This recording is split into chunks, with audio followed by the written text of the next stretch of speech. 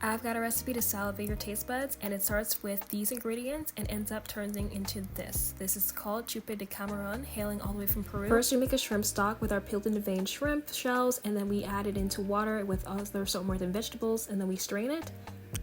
Next, we go into cutting our vegetables. First, we start with cutting the garlic, and then we cut into the celery, and then we also cut up the carrots and the red bell pepper, and then the onion, followed by the sweet potato, but I use this white sweet potato.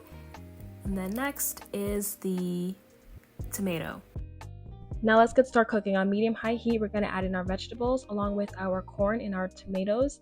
And next, we're going to add in a really special paste called Aji Amarillo. Again, these are peppers that are grown from Peru, and you can find it in a Latino grocery store, but if you don't have one available to you, just use any of your favorite hot sauce. Next, we're going to add in our tomato sauce, and then we're going to move on to add in our shrimp stock that we created earlier.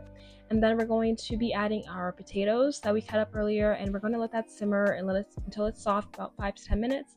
We're adding our seasonings, and the very last thing is we're going to add in our shrimp because that takes the least amount of time to cook, and by the time the potatoes are done, it won't take more than 5 minutes once the shrimp is ready.